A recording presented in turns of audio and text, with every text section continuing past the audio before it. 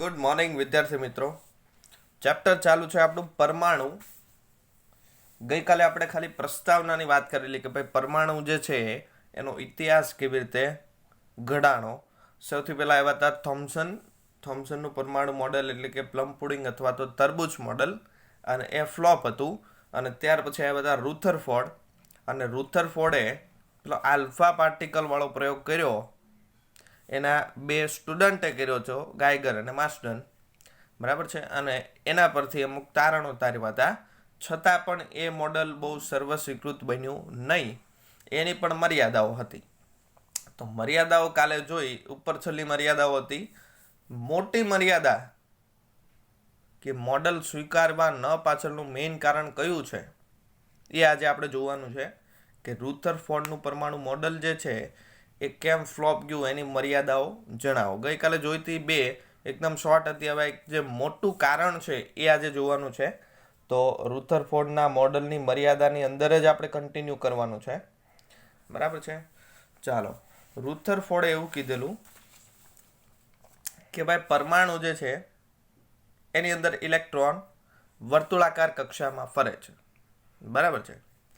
પણ હકીકત એ વાત ખોટી છે. આની પાછળ બીજા એક વૈજ્ઞાનિક આવશે, નીલ બોહર. તો નીલ બોહરે એવું કીધું કે પરમાણુ જે છે એની અંદર ઇલેક્ટ્રોન વર્તુળાકાર કક્ષાએ નથી ફરતો. આ ન્યુક્લિયસ હોય તો ઇલેક્ટ્રોન આવી રીતે નથી ફરતો. ઇલેક્ટ્રોન ફરે છે લંબ વૃત્તીય કક્ષામાં, આમ ફરે છે, બરાબર. એટલે આ એક વસ્તુ રુથરફોર્ડ જે છે એણે ખોટી કીધેલી કે વર્તુળાકાર કક્ષાએ ઇલેક્ટ્રોન ફરતો નથી, પણ કેવી કક્ષામાં ફરે? લંબ વૃત્તીય કક્ષામાં. બીજી વાત, ઇલેક્ટ્રોન જે છે વર્તુળાકાર કક્ષામાં ફરે છે એટલે કોઈ પણ પદાર્થ કે જે વર્તુળાકાર માર્ગે ગતિ કરતો હોય એટલે આપણને ખબર છે કેન્દ્ર તરફ એક બળ લાગે જેને કહેવાય કેન્દ્રગામી બળ, બરાબર છે. કેન્દ્રગામી બળ કેટલું લાગે?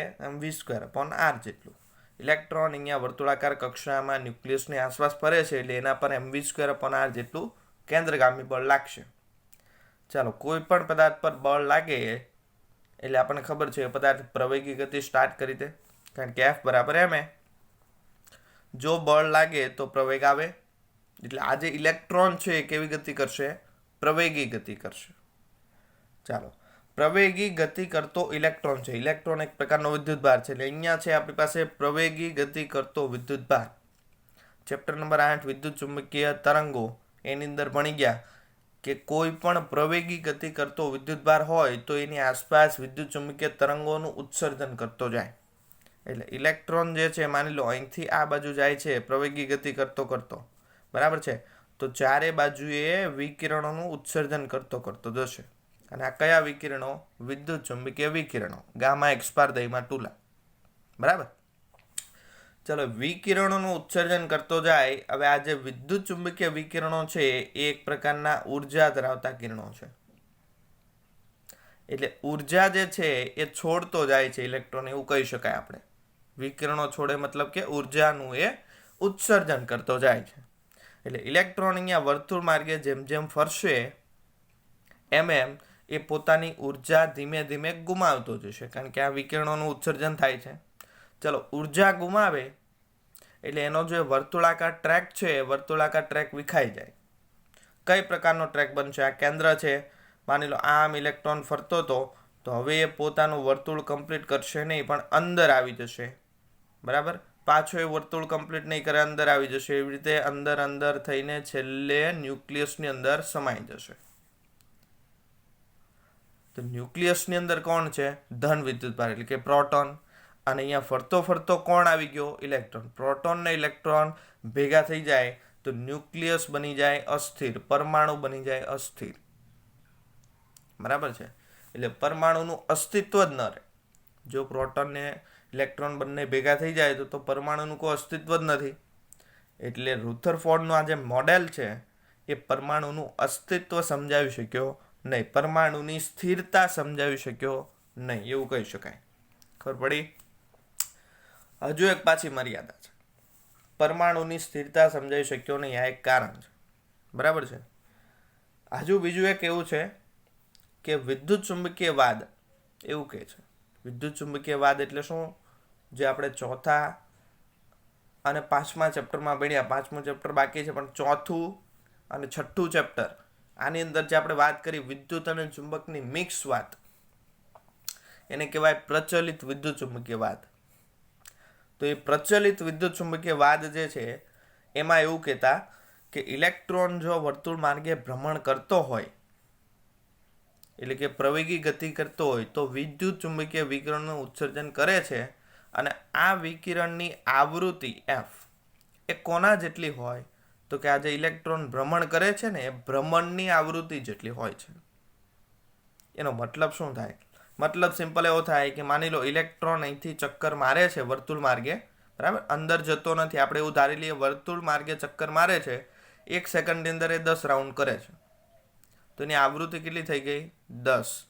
બરાબર છે. આવૃત્તિ એટલે શું છે? એકમ સમયમાં થતા પરિભ્રમણની સંખ્યા. તો 1 સેકન્ડની અંદર એ 10 પરિભ્રમણ કરે છે, એટલે એની આવૃત્તિ 10 થઈ ગઈ. એકમ લખતા નથી, બરાબર. 10 આવૃત્તિ થઈ, તો એની પરિભ્રમણની આવૃત્તિ છે 10. ચલો, ફરતો જાય એટલે તરંગનું પણ ઉત્સર્જન કરતો જાય. તો આ તરંગ જે છે એની આવૃત્તિ કેટલી આવશે? એ પણ 10 જ આવશે. એટલે જેટલી એની પરિભ્રમણ ફરવાની આવૃત્તિ છે ને, એટલી જ આવૃત્તિ ઉત્સર્જાતા તરંગની હશે. આવું કોણ કહે છે? પ્રચલિત વિદ્યુત ચુંબકીય વાદ. પણ અહીંયા ઇલેક્ટ્રોન એક્ઝેક્ટ વર્તુળ માર્ગે ગતિ કરતો નથી. આ જે માર્ગ છે એને કેવો કહેવાય? સર્પિલાકાર માર્ગ કહેવાય. સાપ કેવી રીતે ફરે એ ટાઈપનો માર્ગ છે, બરાબર છે. સર્પિલાકાર અથવા કમાન આકાર. આગળ આવી ગયો છે આમાં હેલિકલ કહેવાય આને, બરાબર. તો સર્પિલ અથવા તો કમાન આકારે આ જે ઇલેક્ટ્રોન ગતિ કરે છે, તો એનો જે ટ્રેક છે, એનો જે પથ છે, એ એકધારો વર્તુળાકાર રહેતો નથી. પથ ધીમે ધીમે નાનો થતો જાય ને અંદર તરફ જતો જાય છે, બરાબર છે.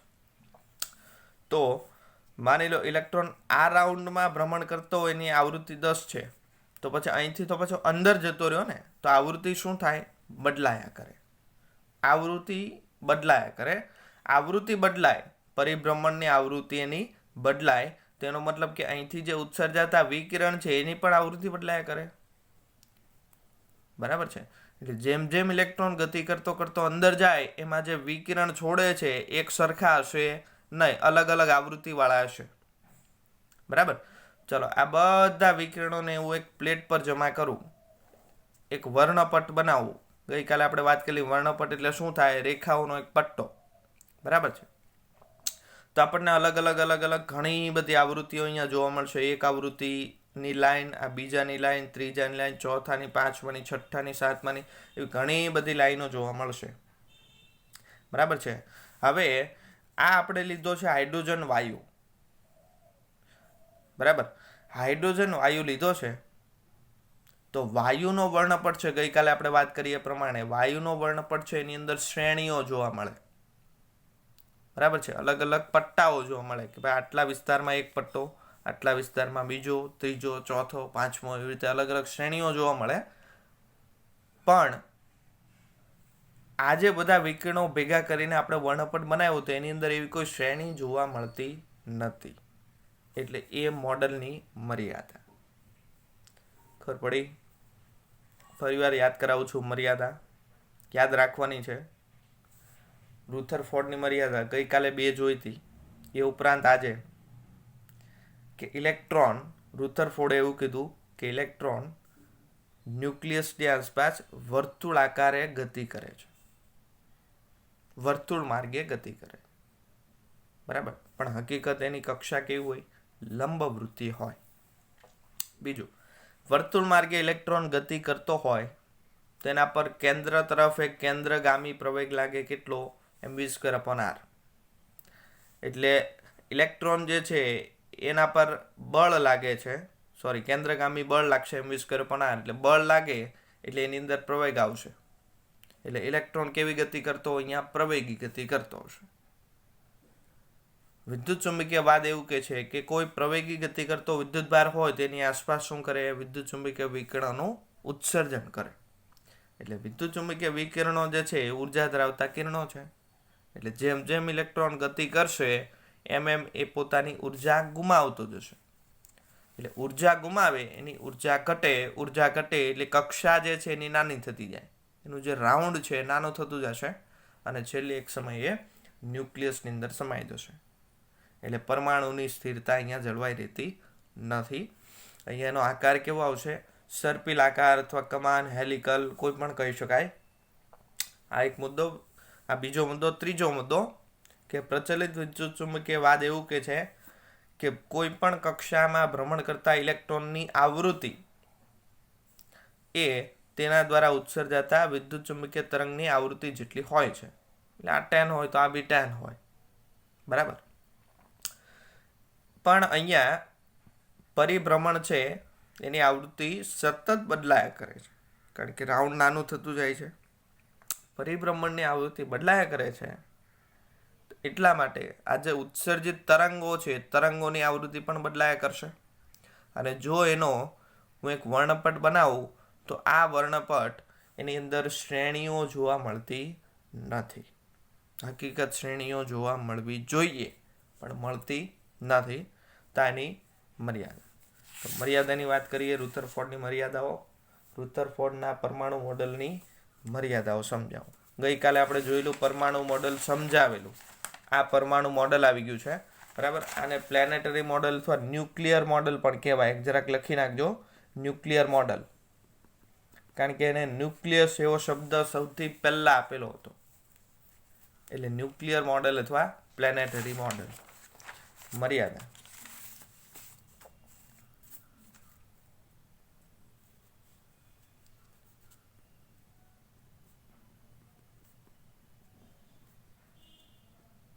પ્રચલિત યંત્રશાસ્ત્ર અનુસાર, યંત્રશાસ્ત્ર એટલે મિકેનિક્સમાં આપણે એવું ભણી ગયા હતા કે વર્તુળ માર્ગે કોઈ પણ કણ ગતિ કરતો હોય, પદાર્થ ગતિ કરતો હોય, એટલે એની વર્તુળની ત્રિજ્યા જે છે એક સરખી રહે. m²/r આર બદલાય નહીં. એટલે ત્રિજ્યા પર કોઈ પ્રકારનું બંધન ન હોય.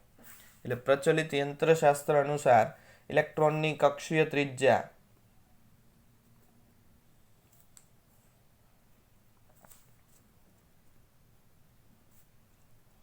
પર કોઈ પ્રકારની મર્યાદા ન હોઈ શકે.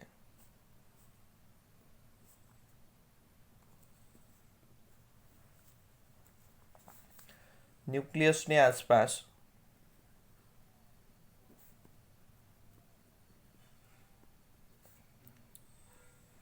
ભ્રમણ કરતા ઇલેક્ટ્રોન પર કેન્દ્રગામી બળ લાગે છે.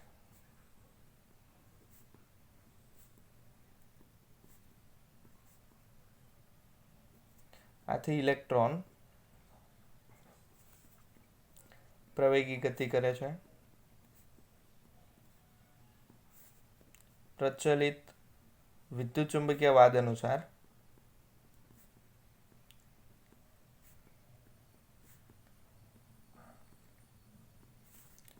પ્રવેગી ગતિ કરતો ઇલેક્ટ્રોન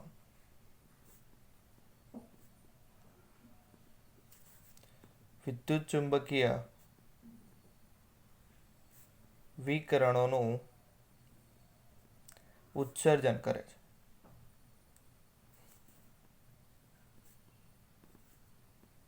આથી ઇલેક્ટ્રોન પોતાની ઉર્જા વિકિરણોના સ્વરૂપમાં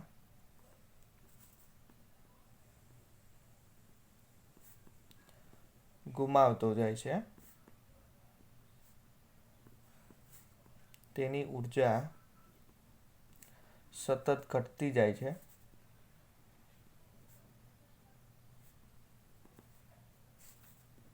અને આથી ઇલેક્ટ્રોનની કક્ષા વર્તુળાકાર રહેવાને બદલે સર્પિલ એટલે કે કમાન આકારની બની જાય છે.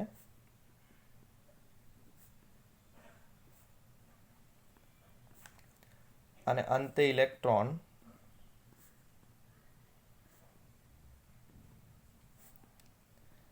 ન્યુક્લિયસમાં ભળી જાય છે.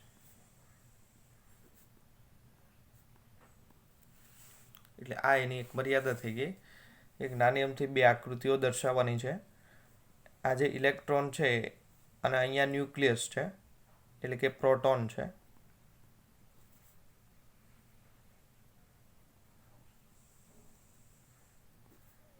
તો ફરીને અહીંયા પાછો એની અંદર ભળી જાય છે. બરાબર. હકીકત આખો રાઉન્ડ શેપ લઈ લઈને આવે, પણ અહીંથી આપણે એમ જોવા જઈએ તો ઇલેક્ટ્રોન અહીંયા હતો તો ફરીને છેલ્લે પ્રોટોનમાં વિલીન થઈ જાય. અને બીજી એક આકૃતિ દર્શાવીએ.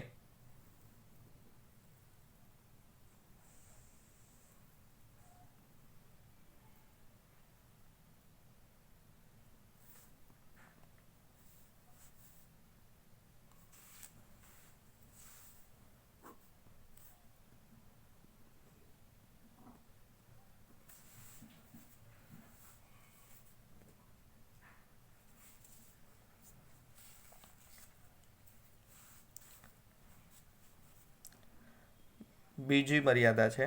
આ પેલી બીજી આની અંદર આવી ગઈ ત્રીજી.